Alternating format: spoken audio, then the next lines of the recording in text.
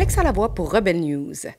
Récemment, j'ai reçu un appel au sujet d'un incident qui se serait produit à Montréal, à la boulangerie Sophie Sucré, sur la rue Saint-Laurent. Une femme m'a raconté avoir remarqué une publicité à l'extérieur pour du café et des croissants et avoir décidé d'entrer ce matin-là. Elle portait un collier avec l'étoile de David et affirme avoir été accueillie de manière étrange par une employée qui lui aurait dit « Hé, avez-vous vu l'affiche dehors? » La femme se serait alors excusée, serait sortie et aurait vu une affiche indiquant « Nous boycottons Israël et toutes les entreprises complices », accompagnée d'une autre affiche de collecte de fonds pour Gaza. Se sentant mal à l'aise et pas la bienvenue, elle a préféré partir. Elle m'a mentionné avoir été ébranlée par les événements. Cette personne souhaite rester anonyme, mais un collègue a décidé de prendre la parole en son nom. So a colleague of mine who was in our place of business decided to go to a next door neighbor to purchase something to have for breakfast, a coffee and a croissant. And when she entered, she was greeted by someone who said, "Hey, do you know where you are? Did you look at the sign on our door?" And so she was a bit taken aback by what was said. And when she went outside, she saw, a free Gaza End the Genocide poster on the door, and she took that to be a sign that she wasn't welcome in the establishment, and she just left.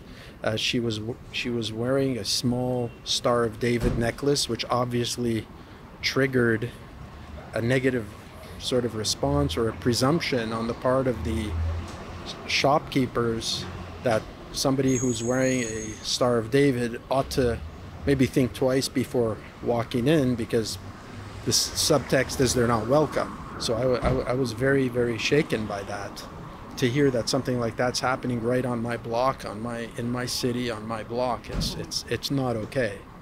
So obviously the establishment denied what happened, but when you walk in, and same outside of the business, you can see so many flyers, free Palestine, or boycott Israel, boycott the companies related to Israel or probably Israelis. How do you feel about it? Because same if they denied, obviously their business is really involved in activism. Yeah, I don't have a problem with free speech at all. The issue I have, my own personal thoughts on Gaza maybe don't correspond with the establishments, but I'm for free speech. However, these are the same people that tell you we have no problem with Jews, it's just Israel or Zionism. This woman is neither Israeli, she's not wearing an Israeli flag, she's wearing a small Star of David, and which is just a simple Jewish symbol, many centuries old, that is neither a uniform of the Israeli army, or in no way, shape, or form is a symbol of being a Zionist necessarily, or anything but maybe a Jewish person. So, if people who are taking a very anti-Israel stand are very quick to say that this has nothing to do with Jews, just the Israeli army or the Israeli government, well, what they did this morning to my friend and my colleague flies in the face of that. Why do you think it's important for you to speak out? Because when it comes down to a personal thing like that, I'm a shopkeeper as well on this street. We serve every community, from the wonderful nuns who have their convent just down the road to me. I get people of all faiths. I get people of all political stripes, from all faiths and all political points of view.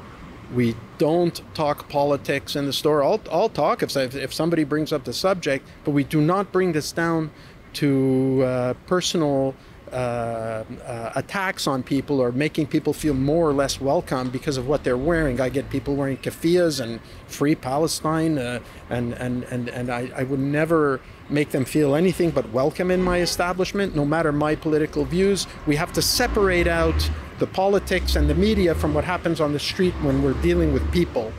You don't know what you cannot make an assumption that somebody coming in is trying to make a political statement to you or do anything but be a patron of your business. We don't have to bring religion or our politics into that mix.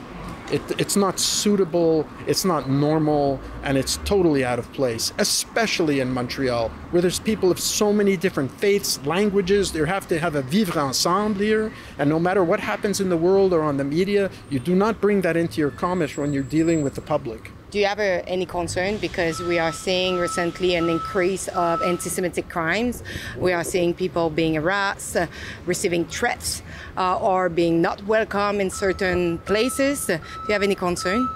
Yeah, the concern is that the government, whether it's the police or the politicians, in my opinion, are not making a hard enough stand with actions and not just words when these things happen.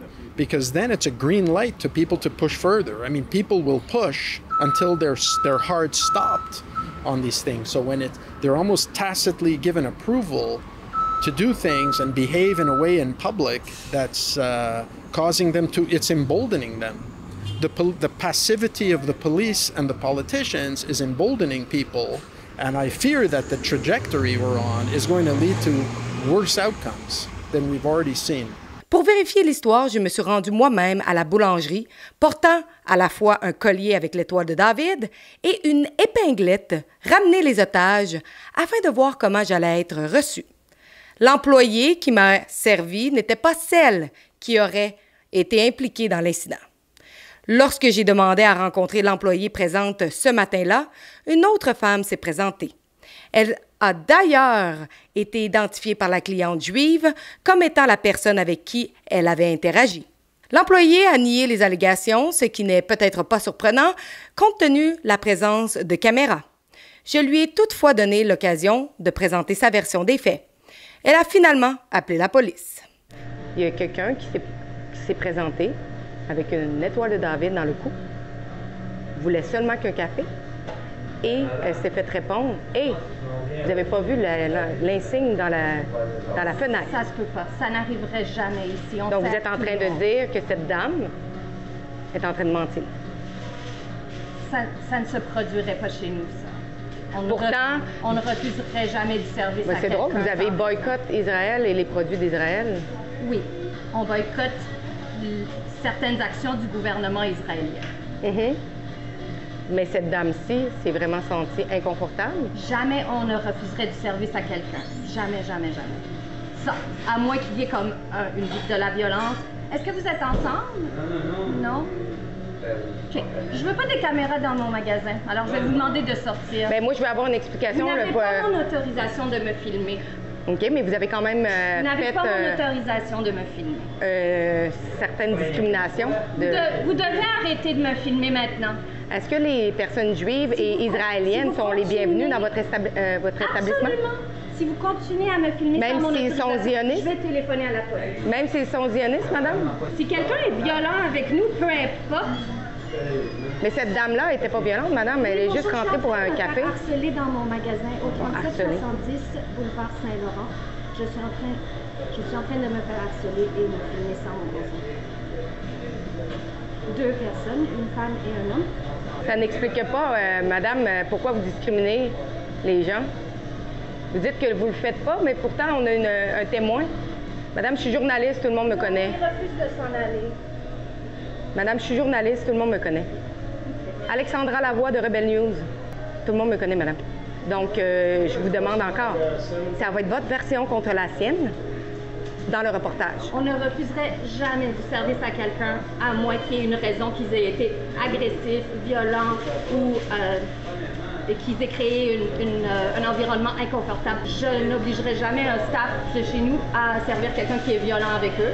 Donc, je ne sais pas qu'est-ce qui est arrivé dans Est-ce que vous avez des excuses à faire à cette dame qui s'est présentée ce matin et qui a été reçue de manière Vous êtes en train de me dire une version d'une histoire que je n'ai aucune connaissance et aucune preuve. Donc, je ne peux pas continuer cette conversation avec vous. Je vous ai demandé 3 fois d'arrêter de me filmer. Néanmoins, comme vous pouvez le constater sur les images de la boulangerie, ses vitrines, ses murs et son intérieur sont couverts d'affiches Free Palestine et d'autres visuels liés aux manifestations. L'entreprise affiche clairement une position militante et politique que certains clients peuvent trouver intimidante. La liberté d'expression est un droit protégé, mais lorsqu'elle se transforme en discrimination, elle devient illégale en vertu de la Charte des droits et libertés qui interdit explicitement la discrimination fondée sur la religion. Je vous laisse tirer vos propres conclusions à partir des deux versions de l'histoire. Ce qui est indéniable, toutefois, c'est la montée des incidents antisémites à Montréal. Il demeure crucial de signaler et de dénoncer le harcèlement, l'intimidation et la discrimination, peu importe où elle se produit. Si vous avez des informations ou des expériences à partager, n'hésitez pas à me contacter à alexandra@rebelnews.com. À Rebel News, nous avons parti une pétition à deportamas.com. Si vous pensez vous aussi que les gens qui sont ici au Canada et qui ne sont pas des citoyens, mais qui sont dans la rue en train de commettre du vandalisme ou de chanter des slogans antisémites ou faire des crimes haineux, qu'ils doivent retourner dans leur pays. Donc, allez signer maintenant à deportamas.com la pétition.